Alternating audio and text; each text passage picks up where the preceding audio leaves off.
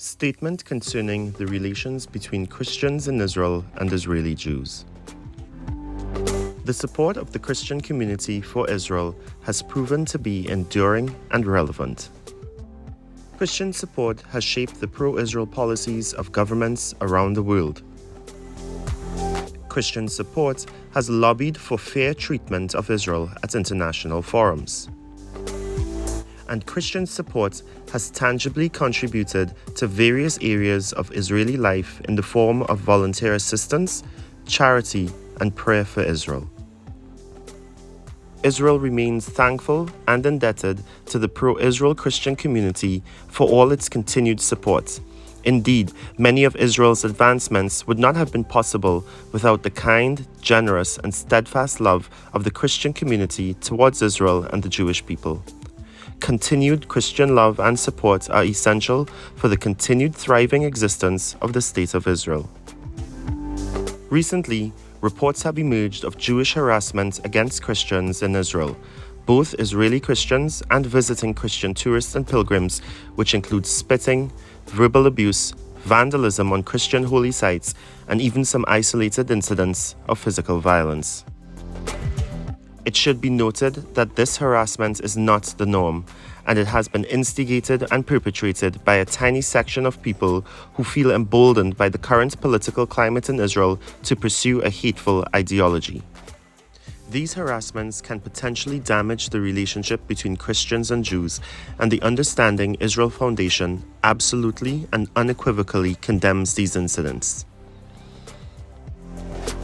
The reports of harassment have left some pro-Israel Christians uncertain about the nature of the Christian-Jewish relationship, worried for their co-religionists in Israel, and most impactfully, unclear about whether they should continue to support Israel.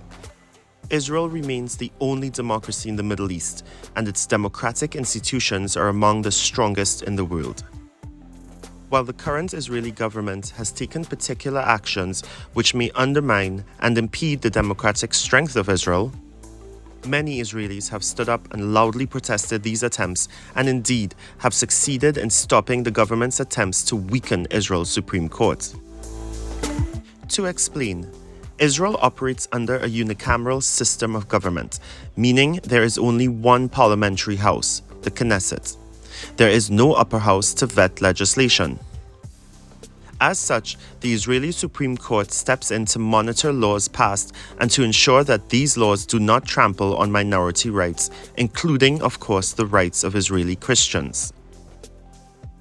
The protest movement in Israel, therefore, is the voice of the people standing up for Israeli minorities who would be impacted should the court be weakened and not allowed to continue to monitor laws being passed in the Knesset.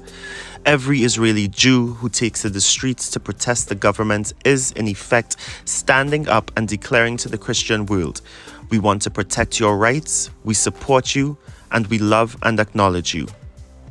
For every incident of Christian harassment, we urge you to look at the bigger picture and see that the majority of Israeli Jews do not share this ideology of hate. Judaism itself does not teach hatred towards any other religion or any other people.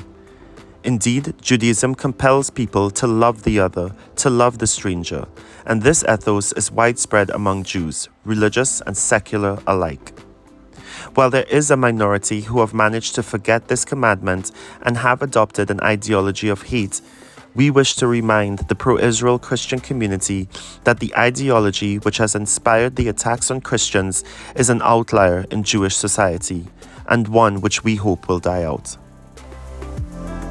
The Israeli Prime Minister, the leader of the opposition, the president, the chief rabbis, and all other leaders in Israel have widely condemned the harassment of Christians, and perpetrators are dealt with according to the full extent of the law. Hate crimes are a serious offense in Israel, and though harassment may exist, Israeli authorities work swiftly and efficiently to deal with any offenses against the Christian community. While we acknowledge the harassment, we must also keep in mind the positive aspects of Christian life in Israel. In 2018, Prime Minister Benjamin Netanyahu extolled the Christian community in Israel and pointed out that the only place in the Middle East and North Africa which was seeing an increase in the Christian population is in Israel, with the community growing by 2% in 2021. Israeli Christians account for some 1.9% of the Israeli population, and they remain the most upwardly mobile group in Israel in terms of education and wealth. Christian rights to freedom of religion, both in practice and expression, are guaranteed by Israel's Declaration of Independence and its basic laws, which together act as a quasi-constitution of Israeli governance. Israeli minorities are an important and relevant component of Israeli society. They contribute to the state in every arena, and they help shape Israeli culture in meaningful ways. Israel's current ambassador to Azerbaijan, George Deek, is the first Israeli Christian to serve in a diplomatic post.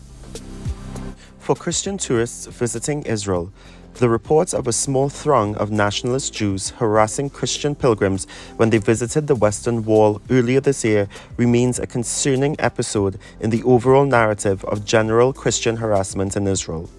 Once again, we must assert that this incident is an anomaly, and Christian tourists are generally not on the receiving end of any harassment in Israel.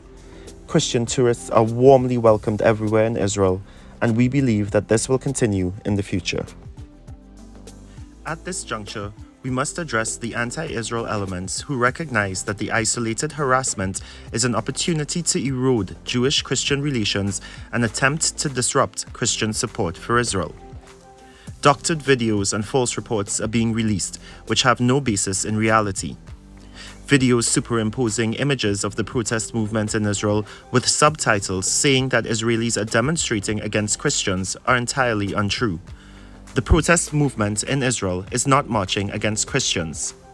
It is marching for the continued Israeli democracy and the protection of minority rights. False reports have been circulated which are claiming Israeli authorities are removing crosses from churches, attempting to ban mention of Jesus, and/or attempting to legislate against Christianity in Israel. None of these are true. Indeed, if any of these were true, it would mean that Israel has effectively ceased to exist as a democratic state. While there has been a consistent attempt to legislate against proselytization in Israel, this law has never had wide support in the government, and it has never even managed to make it to a first reading. The Shas party, which has proposed this law each year for the past several years, is a small religious party which currently only holds 11 seats in the 120-wide Knesset. It should also be noted that Shas's proposed law is not directed at Christians.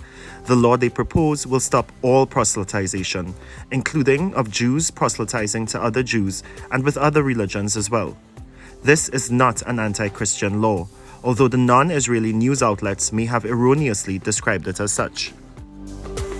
We urge the pro-Israel Christian community in Trinidad and Tobago and abroad to continue to keep Israel in mind in their thoughts and prayers, and to also educate themselves about the goings-on in Israel.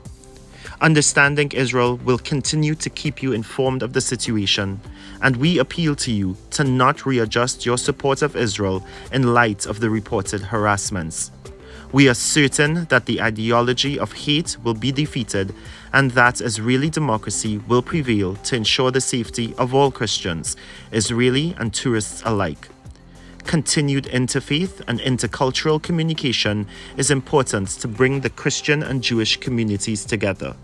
Our shared Judeo-Christian heritage and values unite us, and we must not forget this. Israel needs your support. The Bible does not say to bless Israel when all is well with Israel, or when Israel is strong. There is no caveat to blessing Israel and the Jewish people. It is a command with no ifs, ands, or buts behind it.